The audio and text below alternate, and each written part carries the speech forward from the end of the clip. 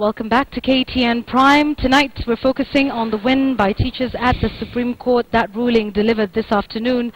And we have the Secretary General of the Kenya National Union of Teachers, Wilson Sossion. Thanks for your time this evening. Let's get your reaction to the Supreme Court ruling, coupled with the fact that you had mentioned that you were going to go on strike regardless of the outcome of the Supreme Court ruling. So your reaction to that and what happens now? Yeah, the ruling by the Supreme Court today was indeed quite historic, because our first contestation was the jurisdiction of the Supreme Court to entertain the appeal by the Teacher Service Commission, whereas the same employer had filed an appeal at the Court of Appeal for what we call the interlocutory orders. And we are indeed very pleased that the Supreme Court has declined to entertain the application by the Teacher Service Commission, because indeed under the law it lacks jurisdiction, and therefore that means the ruling of the Court of Appeal remains in force. That's a great excitement for us, because we did not take the Teacher Service to court. It is the Teacher Service Commission and government that took us to court, and we submitted ourselves to the court process and to the rulings.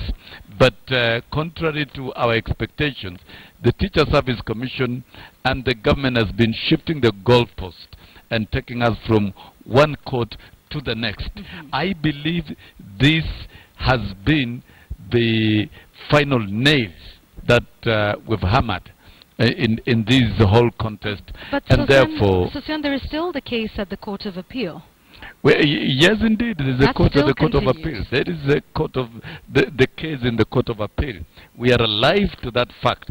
But you know, as it is at the moment, Teacher Service Commission is in contempt of the proceedings at the Court of Appeal, because one, it has gone ahead to process the payroll without factoring in the salaries as ordered. So teachers have already been paid earlier than usual, because you said if it doesn't reflect... Earlier than usual. How do you pay teachers on 20th? Yet the same employer has always delayed payment of salaries up to 10th. And you read mischief into that? That was a calculated mischief to defeat the cause of justice in the courts. And TSC is nailing itself openly and squarely in broad daylight, because one, the ruling was very clear that if TSC does not pay the basic salaries 50 to 60% as conditional stay granted to them, then it would lose the entire application, and therefore it is obligated to pay not only the 50% basic salary, but also the arrears with effect from 1st of March. That is what it stands, because TSC is in contempt. Why did you proceed to prepare the payroll without getting orders from the Supreme Court? All right, so what next? The month is already over. You've been paid earlier than usual. It is the a court Supreme order. Court has made the ruling. It is a court order. It is a court order that is not new. It's a court order that sustains the ruling of the Court of Appeal, which Teacher Service Commission is properly advised by its own legal team and also by government. Whether they prepare 2 or 3 payrolls in the month of August, that is material to us. And if they don't, so therefore, they must move back, recall the payroll, redo the payroll, pay teachers as ordered, and that is the only thing that will take teachers back to class, while we move to side them on contempt. And we will do it. We have since instructed our lawyers to write to the Teacher Service Commission, to write to Treasury, and that I believe has been done as by now. So really, in this whole matter, we are following the law, we are following the Constitution, and we have written to TSC. And therefore, they have the capacity to recall the payroll. They should. We've seen them. We saw them in the month of July. The same employer reopening the payroll after the 25th day of the month and paying their staff to mutilate and hack the register of union membership. Okay, Therefore, those are some... today is the 24th. Therefore, they should recall the payroll, correct the payroll, pay teachers. And if they don't, you're going to go to court and cite them for contempt? Are you going to go on strike?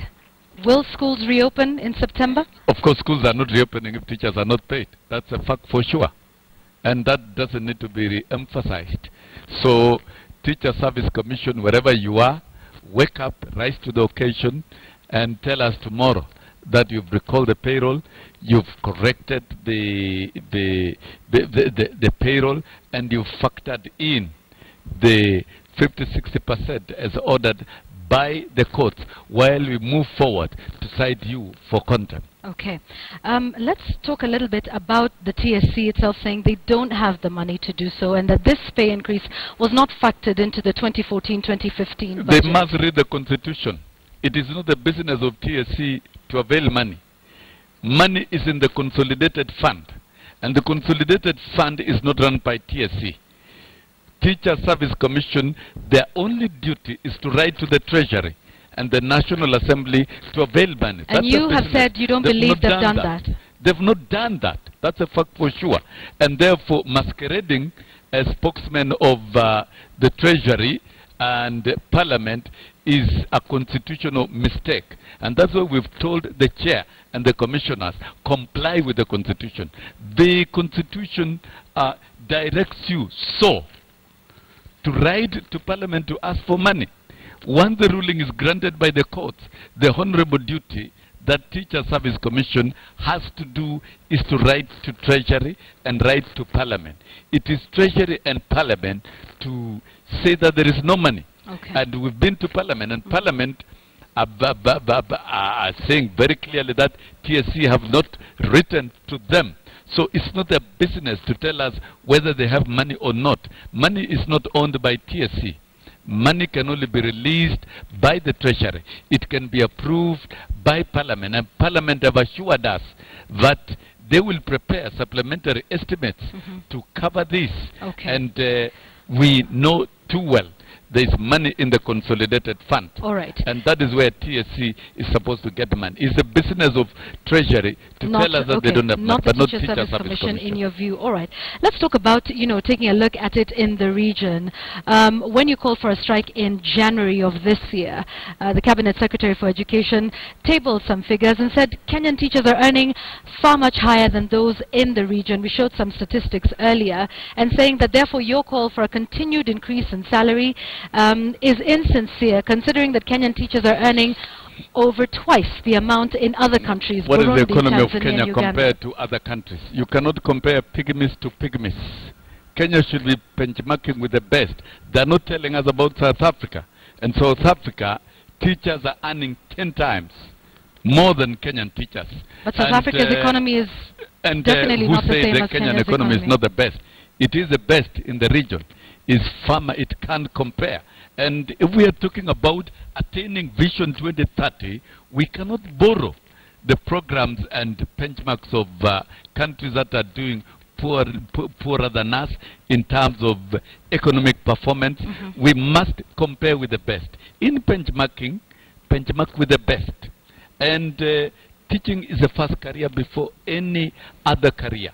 And if we are thinking about achieving Vision 2030 of producing the best and the most competitive human resources in this country, then we must invest in education, we must invest in teachers. And that is what all this CBA is all about.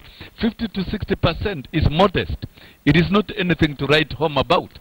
Because if we look at practical figures, it is a teacher moving in terms of basic salary from 16,000 to 24,000 Kenyan shillings. That still is far below any decent wage that can give a teacher a decent living to deliver quality teaching. All right. But to us, we thought that was good enough to begin with as we move forward to the next round of the collective bargaining agreement. So to us it is modest. it really doesn't make Okay. significant change. All right, in I'd the like us lives to of talk teachers. about quality teaching for a moment, and the idea of job evaluation by the Salaries and Remuneration Commission in Kenya, and talking about pay for performance and increasing the productivity of teachers as well. That we agree. Job evaluation is a good practice. But this is the business of Salaries and Remuneration Commission. SRC is being misused. And But it is the work of the Salaries Commission. No, that is not its to work. evaluate the The jobs. court ruling of the Labor Relations Court is very clear that the job evaluation for teachers should be done by the Teachers Service Commission. So in essence, you're not against evaluation? We are not against job evaluation. You just want it done by Let the it be Teachers done by Service the Commission? Teacher Service Commission. Okay. Because that is its mandate. The people of Kenya gave Teacher Service Commission independent status. And that means it has more responsibilities to do. And part of the responsibility is job evaluation for teachers. Okay, all right. It cannot abdicate its responsibility and cede it to another body. And I want to say very clearly about SRC. This should not be a worship institution. And the Kenyan government and other mandarins who are misadvising government are slowly placing Salaries and Remuneration Commission to substitute the work of the Ministry of Labor and other institutions that are recognized internationally. Okay. That should not be the case. And we believe this matter has been rested by the ruling of the Labor Relations Court. And for us as teachers, we are more than prepared to see a job evaluation conducted by the Teacher Service Commission. But a job evaluation conducted by a strange body is going to devalue teaching. And it's not only going to devalue teaching, it's going to deprofessionalize the teaching service. Okay. And that we are strongly guided by the ruling of a credible court. All right. If you can do this in 30 seconds, do you believe this is the final nail? You mentioned it's the final nail in the coffin for the Teacher Service Commission. But we have had strike after strike since 1962, Wilson. Do you think this Supreme Court ruling today will finally end the tussle between yourselves and the ruling in the Commission? Supreme Court, in a nutshell, upholds the ruling of the Court of Appeal, and it does uphold the ruling of the Labor Relations Court. So these are 3 consecutive rulings in a space of 2 months that are consistent. And I believe for this matter, at this point where we stand, it is a proper nail that government must read, and also we are telling government now comply with the court orders. They told us in January to comply with the court orders. Now comply with the court orders. Okay. And I want to believe this is a beginning. You see, what we are fighting for is a collective bargaining agreement. The teachers of Kenya have never had a CBA since the creation of this world. This is the first CBA we are fighting for, and under the banner of the new constitution. And once we have this new CBA in place, the other CBAs within the circles, as prescribed by the various legislation and as prescribed by the constitution, will be easy. And therefore there will be lesser crisis in the sector. We will have a more motivated teaching force. We will be able to attract and retain teachers. And therefore I can assure Kenyans that the quality of teaching and the quality of teachers will be very competitive. Okay. All right. I think that's a good place to leave it at that. Wilson Sossion, thank you very much. He is the chair of the Kenya National Union of Teachers, the Secretary General of the Kenya National Union of Teachers, joining us today discussing that ruling by the Supreme Court. So we wait and see what happens come the 3rd term in schools here in Kenya. I want to take a short break right now on KTN Prime. We'll be back with more.